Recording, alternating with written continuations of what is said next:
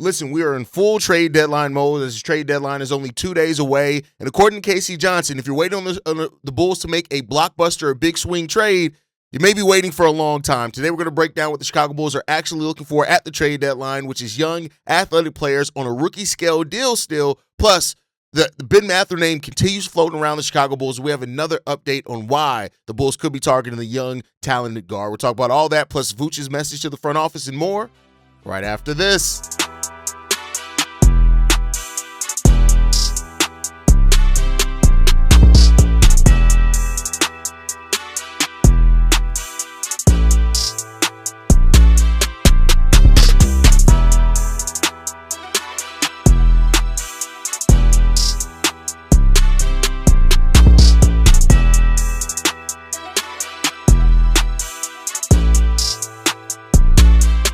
What's going on, Bulls fans? Welcome to another episode of Chicago Bulls Central, your number one spot for everything Chicago Bulls related. I'm the host, Darren Hayes, but more importantly, you guys can follow the channel at Bulls Central Pod on every social media platform we happen to be on. With that said, let's go and get into this content for today, y'all. And Casey Johnson was on 670 The Score and his own Fast Break show, and he's basically reiterated that if you're looking for a big swing move coming from the Chicago Bulls, it's probably not happening. And that's something that I've said that multiple times before. You guys know we're going to cover every rumor that pops up here because we're Chicago Bulls Central, number one spot for everything Chicago Bulls, meaning that we're going to talk about every single thing that goes on with this team, right? And while there have been rumors that have popped up from everything from recently Karl-Anthony Towns to Anthony Davis to Zion Williamson, which, reportedly the Bulls did register their interest in Zion multiple times, is that a big swing is not necessarily coming for this Bulls team. As a matter of fact, Casey Johnson on 670 The Score, where he said this.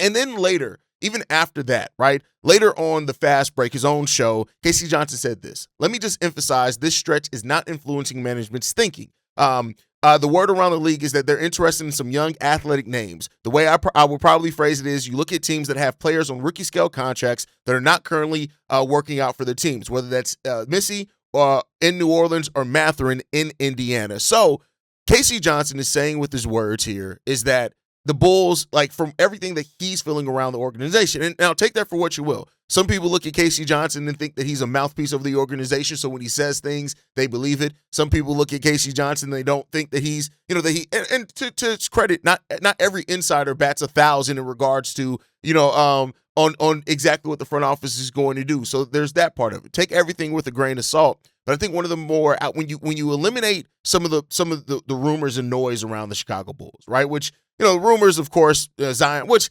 multiple people have said that they called on Zion. All right, cool. The AD thing never really seemed like something the Bulls were really, really interested in. It was something that writers tried to link to the Chicago Bulls when it came down to that. The Karl-Anthony Towns thing, like I said yesterday when we talked about it, it was a little bit weird because it doesn't really give anything that the Bulls are looking for. Now, with these words from Casey Johnson on rookie scale contracts or players that are on restricted or that are about to go into restricted free agency, that doesn't match either. Karl-Anthony Towns with an almost $60 million contract by the end of all that, right? So ultimately, and I know this is not something that a lot of Bulls fans want to hear, want to admit, or even are going to embrace. This team is not going a full rebuild. It seems like they're being very strategic. Now, we know that this team wants to stay competitive. I have been telling you guys this for years at this point. If you're looking for a full take-a-thon for the Chicago Bulls, it's never going to happen. That's not how the Bulls are going to get this done. Going after more kind of young, proven players, that's been AK's motto basically since he moved on from the last version of the roster. When you look at the inquiry of Josh Giddey, Trey Jones, Jalen Smith, right? Like these players that we've acquired all kind of fit that mold in the sense that these are young players that do have experience that have been around the league for a little while, but they're still very young players in the terms of, maybe they can do more than that. Now, with the question of Missi and Ben Mathurin, which Casey Johnson reiterates that it is a chance here of guys like that coming in here. I mean, Ben Mathurin to me would signify that one of Dosunmu or Coby White just start coming back. And we actually have a quote from Casey Johnson that reiterates that as well in regards to what happened. There's a big decision coming with Coby and Io. A very big decision coming with that. And I think that like at one point looking at it like, all right, maybe they may bring both these guys back. It seems like the Bulls may be resigned to not doing that, right? Casey Johnson saying this on the Macaulay and Hall show, saying this. There is no saying that they couldn't re-sign both because they could. That said, the sense I've gotten is that they have been a little bit more open on the Coby market. But I can also tell you that unequivocally, the people I talk to around the league, there's definitely more of a market currently for Dosunmu than there is for Coby White. My sense is if they do make a trade, they will take the best one between their offers for either player. And I do think it will come down to one or the other. Which one that is, I can't tell you. So another thing from Casey Johnson pointing towards this backcourt thing with Coby and Ayo, it seems like it's coming down to the wire that it's going to be one of these two guys. Now, whether that happens at the trade deadline, whether that happens in the offseason, keep in mind signing trades are a possibility there. One thing is definitely starting to shape up when you pair all these things together. One of Coby or Dosunmu is likely to be moved. That's the feeling that I get. That's the feeling, and it seems like if the Bulls have their way, it's going to be more. Now, this is speculation. This is not reporting. It seems like, to me, based off me putting the tea leaves together that I've seen, is that if they had their way, they would move Coby and not Dosunmu. That's the way it seems. Maybe I'm wrong about that. If I'm wrong, okay, great. It is what it is. But when you go back to the Ben Mathurin thing and how young Ben Mathurin is and the fact that he's a scorer in this league that could very well develop into a consistent two-way player, I think that points as well towards if you do make a trade for Ben Mathurin, whether Coby or Ayo involved in that trade or not, you don't bring all three of those guys back. I just don't see a world in which that happens. You have Ben Mathurin going into restricted free agency, which means that you at least have a guy that you can match any offer that he gets. You can bring him back. Then you have your conversation between Ayo and Coby, right? Determining because Ayo's probably not going to garner as much back as Coby White. You get into that. That's what it seems like is going to be here at this point in time. Again, it seems like that's the natural conclusion that we're getting to at this point. But there is even more wrinkles in the sense that we got from The Athletic, Joe Lorenzi of The Athletic, that says that the Bulls have specifically made it known that they are willing to act as a hub for teams that are in financial bind and trying to do business. And so when you hear that part as well, right? Like, what does that mean that the Bulls deadline is? And I think that for I've been talking a lot about the Bulls adding clarity at the trade deadline. Clarity is a big thing at the trade deadline, right? And I think that what the Bulls are doing are trying to give themselves an opportunity to stack assets, but also keep their financial books clear as possible. Right now, this is the NBA. You have to spend up to a certain limit, and not every player is going to take a 1 or 2 year deal. So eventually, you're going to have some long-term money on your contract on your books to where it makes your wiggle room not as solid, right? And that's a realistic thing here. But we've already seen the Bulls now make a move to act as a hub in one case with the move with the Cleveland Cavaliers and the Sacramento Kings, where we got 2 second-round picks back. The Bulls still are, if I'm not mistaken, $8-ish million beneath the luxury tax. So they can still act as a hub further. They can still waive a player like even Dario Šarić that they just got to create more cap space. They have their full mid-level exception that they can offer to buyouts. So it does seem like right now the Bulls are trying to accomplish a few things. At the trade deadline, clarity between Ayo and Coby. Get them as much value back as you can for one of those guys. The Bulls are asking for an unprotected first-round pick. It doesn't seem like that value is going to necessarily be out there, but that's what it seems like they're looking for in that case, right? So the Ayo and Coby thing, find an answer between one of those two guys, move one of those. But it seems like there's another set of possibilities that the Bulls are open to where they're open to taking on short-term bad money in a deal for other teams to be a facilitator to take some of that, but they want assets to stack to get that done. And that's what it seems like we're at right now for the Chicago Bulls team. Now, how does that fit in with what we've heard, earlier last week, where we heard that the Bulls are open to making moves that clarify their playoff run, that they're trying to make moves to help their playoff push. This kind of goes against that, right? Like, and so I wonder if it switched here between the Chicago Bulls. Now, Casey Johnson did say this recent stretch did not change the Bulls' opinions or minds on what they wanted to do at the trade deadline. But I got to fight back on that a little bit. Again, based off what we saw, we just heard these aren't like when you take on bad salary, that's not necessarily playoff moves. Now, if you're not giving up your players as well, you can keep on the pace that you're on. But I don't see a world in which you can also take on bad money, act as a hub for other teams, but then turn around and also go out and acquire the Missis, acquires the Ben Mathurin. Now, I mean, hey, you can do it. Technically, by the letter of the law, it's not like you can't do it. You can do it. You can get that done. There is a way that you can do both, especially with the way that the Bulls have expiring contracts. So it's not a complete impossibility that you can do that.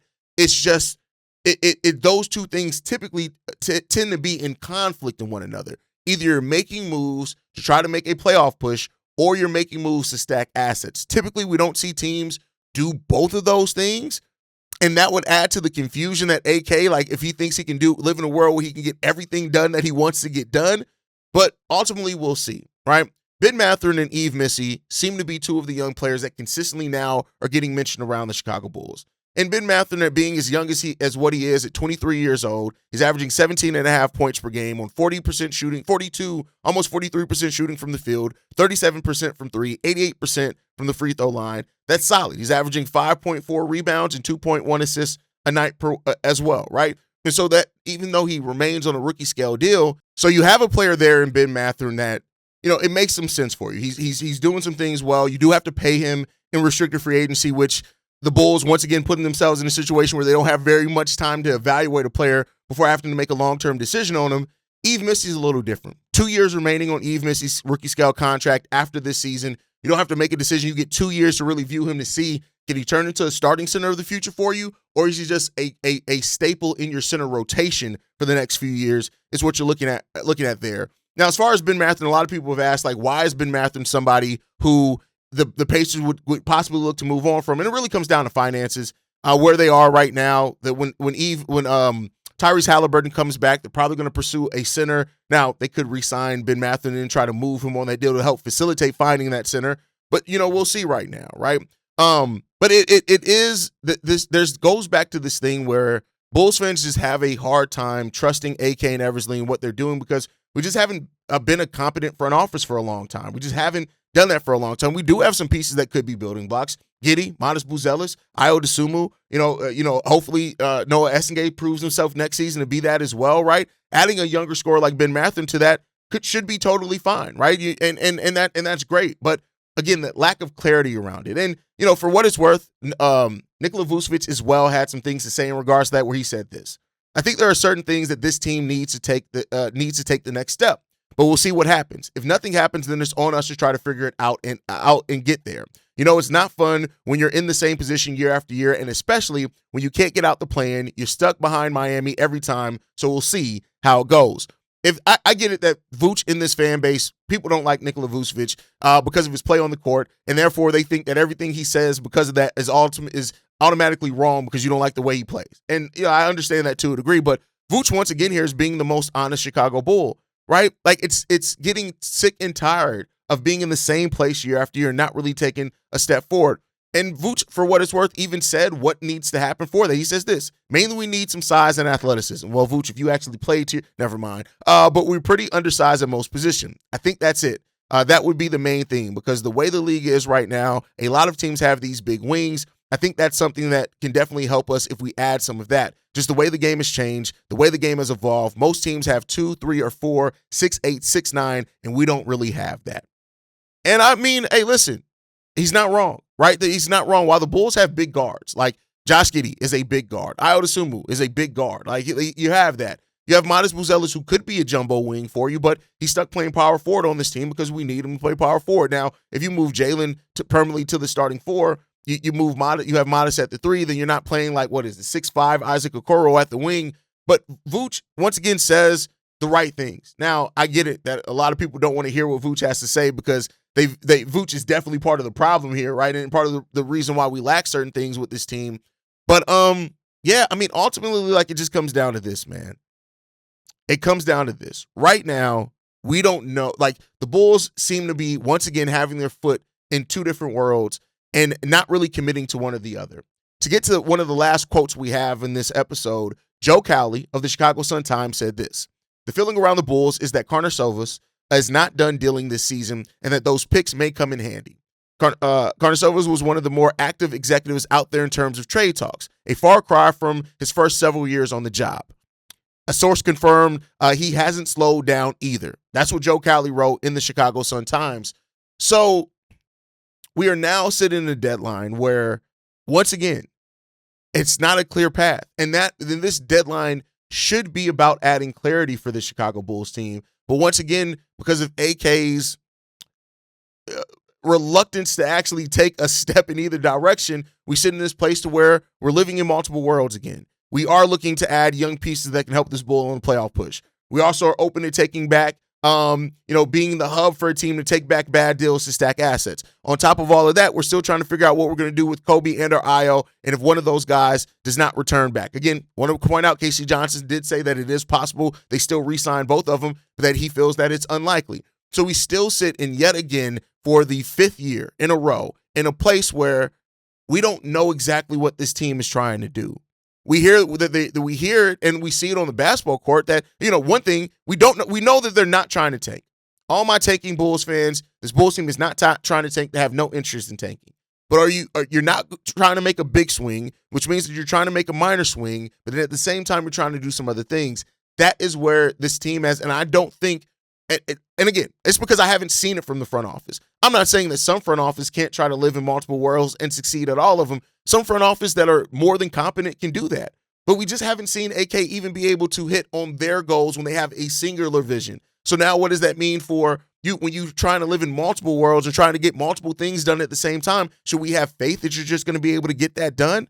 That's where this team lacks at. That's where this front office lacks at right now. So, hearing that they have a vision, there's a lot of things that they want to get done, but will you be able to get them done? And that's where I don't have very much faith in this front office to actually get this stuff done. I still think that the safest bet is that we don't see anything done, that we see this team, we'll hear that they try to make a bunch of calls. They had some good conversations. They felt like, some things were out there, but they didn't feel like it was the right move for them. I could probably write the post-trade deadline speech already from AK. But the thing in the voice of Bulls fans, we may not all have the same thought. You have some Bulls fans that want to see us tank. You have some Bulls fans that say, hey, listen, we can get to the playoffs with this team. We just need to get that defensive big in here. We need to make a couple of moves. You have some Bulls fans that themselves don't really know which way it's going to go. But one thing is for sure is that Bulls fans are tired of being stuck in the middle. Bulls fans are tired of being stuck in the place to where we're in the same exact place year after year. The faces have just changed. The roster has changed quite a bit, but we're still in the same place. And while I do think that there's a big difference between being in the play-in as a much younger team than being that as a team with a core full of 30-year-olds, the thing still remains is that you're still not getting anywhere. Cool, you've done it now with a younger core. Now, can you get to the next step? And that's where I have my problem and my concerns with this front office is that can they actually make the move to get to the next step? Can they actually do that? Is that in them? Is that a possibility for them to get that done? And we just have not seen it consistently. That we have not seen it at the level for us to feel safe in saying that, yeah, they can get this done. So, we'll see. I keep saying that this is a trade deadline of clarity. I don't know if that's going to happen. I don't know if we're going to still be stuck here heading into, after the trade deadline and finish the season still saying, well, and honestly, you're going to have more questions because Nikola Vučević, you can't bring him back, right? Like you can't bring him back. And even if there's not a trade market for him, you would think that you have to let him go at the end of the season. Now, he's a veteran. Maybe you have to do a sign and trade like DeMar DeRozan to help him get to where he wants to get to, and you get something back for that. Okay, great, if that ends up being the case. If we don't do something with one of Coby or Dosunmu, it means that decision just gets pushed back into the offseason where then now with them being unrestricted free agents, you have to ask yourself even more of that. And that's all this. I haven't even mentioned all the expiring contracts that the Chicago Bulls got that they're going to have to fill the roster with or bring those guys back. We've even got to that. We haven't even got to that point yet. We haven't talked any about what's the plan for Noah Essengay next. And we haven't talked about any of that because we're so stuck in this spot that we are in right now that we can't possibly worry about any of those things because, again, we do not have a direction. We do not have a path. We do not have a clear vision. That's just my thought. Like, this trade deadline has been confusing. It's been frustrating. It's been promising hearing some of the things. Like, I love the fact that AK really was aggressively calling about Zion when it was thought that Zion could be gotten for expiring contracts. I love that because at least that's showing that it's like, hey, you're thinking outside the box. What if we were able to add this guy for just our expirings? Yeah, he's not on the court a lot, but what does that do for our ceiling long term, right? I love that to hear that. I love hearing that you're looking at trying to acquire Missi and Bennedict Mathurin to bring in another influx of young athletic talent in here. But at the end of the day, all the talks don't mean nothing. What are you actually getting done? And that's where we still sit stuck with the Chicago Bulls team is that nothing is actually getting done. One thing that we do know is going to get done today, though, is a basketball game. The Chicago Bulls take on the Milwaukee Bucks tonight.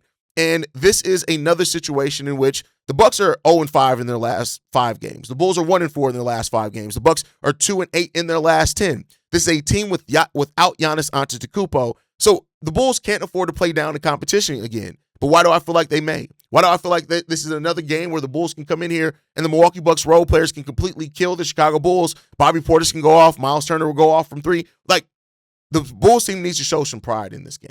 And that's really what I want to see from this team in this game is play with some fucking pride. Come like your 2 out of your 3 performances against the Miami Heat were lackluster as hell. Those games were boring as hell. It is what it is. You were 1-4 in your last 5. You were 5-5 in your last 10 and 9-11 in your last 20 games. This was after a stretch where you were actually playing better.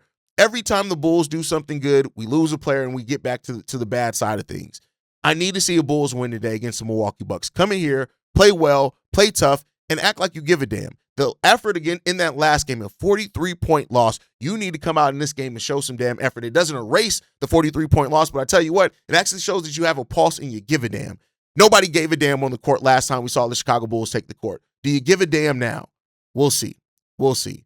But all right, Bulls fans, that's my take on things, man. Now it's time for you guys, man. If the Bulls aren't making a big swing, would you rather them stack assets or take a shot at a younger scorer like Ben Mathurin or a younger big like Missi? If the front office has to choose between Coby or Io, which one are you keeping? Drop that name down in the comment section. But other than that, make sure you guys like the video, subscribe to the channel as well. Make sure you guys are following us at Bulls Central Pod on every social media platform. You can send us any feedback, questions, comments, concerns, bullscentralpod@gmail.com. And lastly, if you want to leave a text message and our voicemail for the mailbag, the number to do so, 773-270-2799. We're the #1 spot for everything Chicago Bulls related, but that is thanks to you, lovely and beautiful people. And like I like to end every episode on, go Bulls. Love you guys. See you right if you can, y'all. Peace. This has been a presentation of the Break Media.